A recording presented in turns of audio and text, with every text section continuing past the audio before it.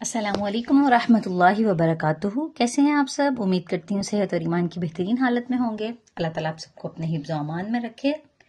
Rabbi इश्रह ली सदरी व यस्सिर ली अमरी वहलुल उक़दतम मिन लिसानी यफ़क़हू क़ौली रब्बि ज़िदनी इल्मा आमीन या रब्बल आलमीन। जी, तजवीद कोर्स में आज हमारा टॉपिक है कलकला। कलकला किसे कहते हैं और इसका मजमुआ क्या है, आज हम ये डिटेल से सीखेंगे। कलकला का मतलब होता है खटखटाना, खड़खड़ाना, टकराना और हरकत देना, यानी और एक और इसका मीनिंग है आवाज का पलटना। कोई भी चीज जो पलट के वापिस आ जाती है तो उसका मतलब है कि यहाँ पे कलकला हो रहा है।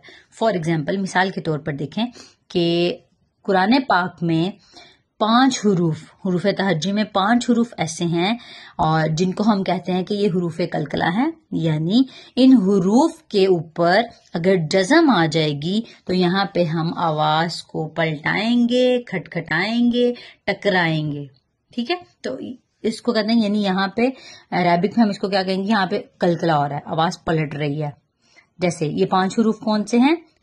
हुरूफ कलकला 5 हैं, कौफ, तो, बा, जीम, दाल। ये 5 हुरूफ जो हैं हुरूफ कलकला कहलाते हैं। इनका मजमुआ, अगर इनको जमा करके हम इनको पढ़े तो इनको कहा जाता है कुतुबु जद्द। ठीक है, कुतुबु जद्दीन, कौफ तौबा जीम दाल। अगर हम खोल के लिखें तो कौफ तौबा जीम दाल। ये 5 हुरूफ ऐसे हैं जिन पे कलकला हो रहा है, जिनकी आवाज पलट रही है। और इनकी शर्त क्या है?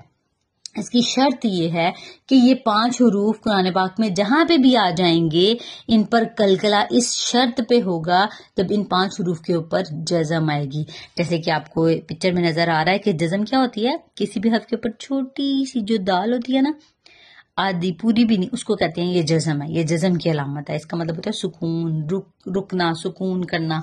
ठीक है, ये जब इन 5 हुरूफ के ऊपर आ जाएगी तो वहां पे हम कलकला करेंगे। अदरवाइज अगर इनके ऊपर जबर जेर पेश आएगी तो कलकला नहीं होगा।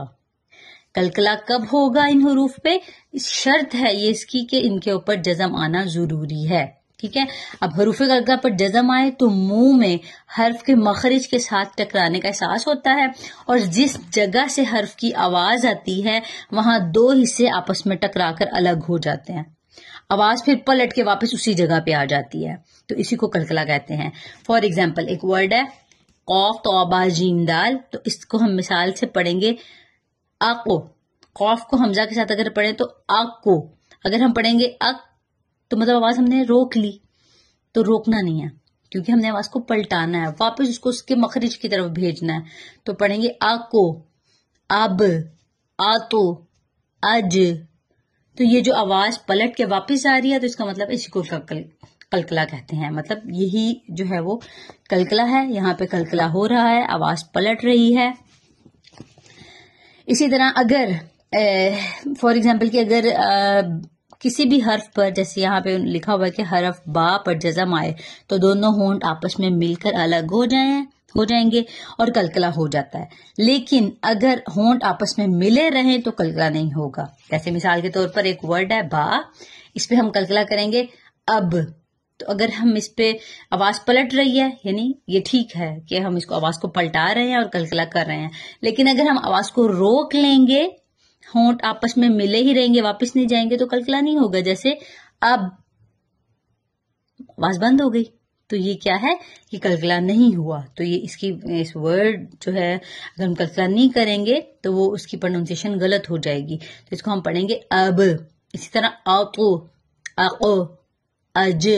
तो इन 5 हुरूफ पे कलकला होता है। इसका मतलब है आवाज का पलटना, खड़खड़ाना, खटखटाना, हरकत देना, टकराना।